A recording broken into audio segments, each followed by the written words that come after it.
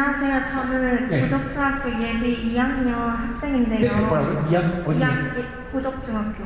아, 고덕중학교요? 저희 동네 사시는군요. 제가 질문이 3가지가 있어요. 첫 번째는 제가 암기를 진짜 못해서 암기하는 팁 같은 거 좀 알려주시고요. 두 번째는 제가 초등학교 때부터 연산 문제를 풀었어요. 그래서 이제 2학년 때도 그 연산 문제를 풀어야 하나 그것도 궁금하고, 세 번째는 공부하기 싫을 때 에이 오늘은 그냥 안 하자 하고 그냥 노는지 아니면 꾸역꾸역 오늘 다 하는지 궁금해요. 이런 또 중2의 풋풋함이 느껴지는 질문들. 근데 사실 이것도 제가 제 유튜브에서도 얘기했지만 저는 암기 진짜 못했어요.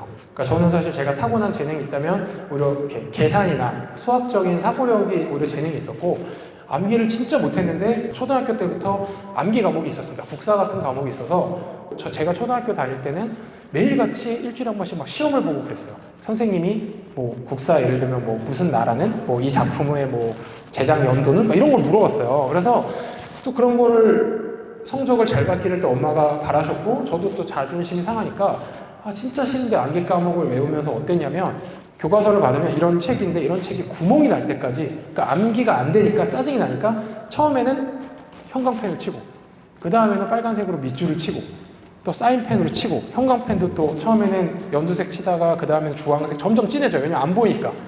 그러다 보면 얘가 구멍이 납니다. 특정 단어나 특정 텍스트에는 4학년, 5학년, 6학년 동안 진짜 어땠냐면, 엄마한테 그런 얘기를 들을 정도였으니까, 준서가 너 네 책 보면 이거는 미친놈의 교과서지.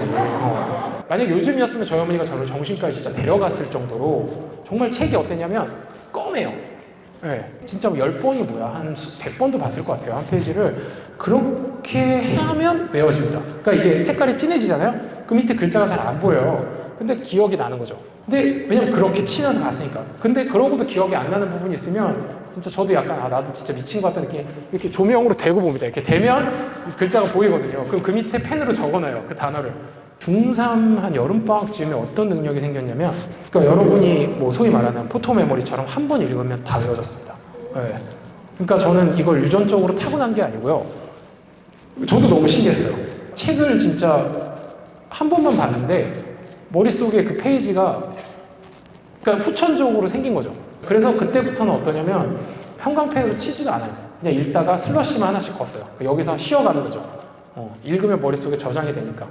그래서 중3 때 되게 좋았던 게, 가뜩이나 수학 경시대 공부해서 할 것도 많은데 암기 과목이 한 번에 외워지니까 너무 좋았고, 고1 때도 친구들이 어땠냐면, 준서가 너는 슬러시에 뭔가 이게 암기법이 있는 거냐. 왜냐면 친구들은 분명 한 2-3번은 읽는데, 아무리 공부를 잘하는 과학자들도 저는 한 번 읽고 암기 과목에서도 막 거의 100점을 받으니까. 근데 또 문제가 뭐냐면 고2 때쯤 가니까 그게 이제 사라지더라고요. 그러니까 고등학교 때 들어가면서부터 이제 공부를 안 하기도 했고, 암기 과목을 공부를 안 하고 이제 수학 공부만 드립다 했었거든요. 그래서 사실은 암기는 저는 진짜 몰라요. 저는 진짜 그렇게 미친 듯이 해서 그 능력이 생겼다가, 그러니까 저도 너무 신기했어요. 한 번 외웠는데 어떻게 외워지지? 근데 그게 이제 생긴 거죠. 하도 미친 듯이 외우다 보니까. 그래서 저는 사실 계속 노력하라 그러고 밥 먹고 수학만 하면 된다 그러는 게, 누구보다 노력의 힘을 수학이라는 과목에서만 느낀 게 아니고 정말 암기 과목에서조차도 느꼈던 사람이거든요. 그래서 그런 경지에 한번 가본 것도 저한테는 정말 큰 도움이 되기도 하고, 그런 포토 메모리 능력은 사라졌지만 고2, 고3 때도 암기 과목 할 때 이렇게 미친놈처럼 이렇게 치지 않았던 게, 그 능력은 남아 있었죠. 그러니까 이제 시험을 그렇게 많이 보고 공부를 하다 보니까 이제는 아는 거예요. 국사책이나 세계사 책을 보면 요거는 나오겠구나, 요거는 진짜 안 나오겠구나, 이런 게 딱 보여요. 왜냐면 제가 그렇게 계속 외워왔으니까. 아무것도 모를 때는 중2 때까지는 정말 다 외웠어요. 그냥 그 책을 다 쓸 수 있을 정도로 외웠거든요. 그러니까 그런 능력만 생겨도 사실은 암기 과목이 되게 쉬워지겠죠. 두 번째는 연산을, 근데 지금 중2인데 중1 때까지 하고 중2 때 안 하겠다는 얘기인가요? 아니면? 그게 아니라 그 2학년 때도 또 다른 계산표가 나오잖아요. 그걸 또 사서 문제를 풀어야 하는지, 아니면 그냥 개념을 달달달 외워서. 저는 사실 계산 문제는 계속 풀어야 된다고 생각해요. 심지어 고1, 고2 정도까지는.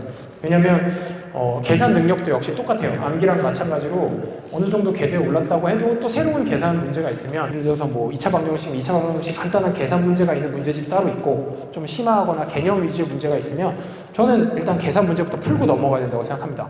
왜냐면 제가 유튜브에서도 여러 번 얘기지만 슬프게도 수학은 올 주관식으로 내야 되는 문제임에도 불구하고 수능이나 내신은 객관식이 거의 대부분이잖아요.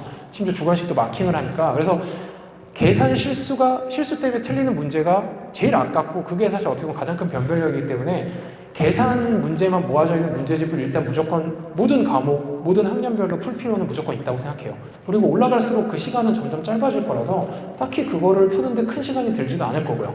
그리고 세 번째는 공부를 진짜 하기 싫어서 오늘은 놓고 싶다 그러면 저는 이것도 제 유튜브에서 얘기했지만 하루 정도 아니면 뭐 하루가 아니라 한 2, 3일 아니면 심지어 일주일 정도는 아예 책을 안 보고 내가 하고 싶은 거를 하거나 뭐 여행을 가거나 이런 시간도 필요해요. 지금 되게 이럴 때 뭐 나이스 이랬는데 제가 이럴 때 맨날 드리는 게 그런 거죠. 뭐 슬럼프라는 건 뭔가를 되게 잘하던 사람이 못하게 됐을 때 겪는 게 슬럼프인 거고 휴식도 마찬가지입니다. 뭔가를 되게 미치도록 열심히 했던 사람이 쉬는 게 휴식이지 그렇게 열심히도 안 하면서 엄마 공부할 때 휴식이 필요하다 이러고서 놀면 안 돼요.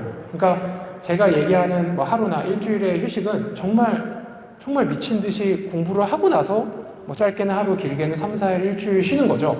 사실 그거는 필요하다고 생각합니다. 저도 공부할 때 어땠냐면 저는 개인적으로 한 일요일 하루 정도는 공부를 거의 안 하거나 아니면 하더라도 정말 간단한 것만 하고 뭐 TV를 보든 운동을 하든 뭐 만화책을 보든 하면서 저한테 쉬는 시간을 줬던 것 같아요. 네. 그런 거는 오히려 두뇌 활동에도 훨씬 더 도움이 됩니다. 그러니까 매일매일 뭐 10시간 이상씩 공부한다 이런 거는 사실 오히려 효율을 해칠 가능성이 더 크다고 생각을 해요. 네.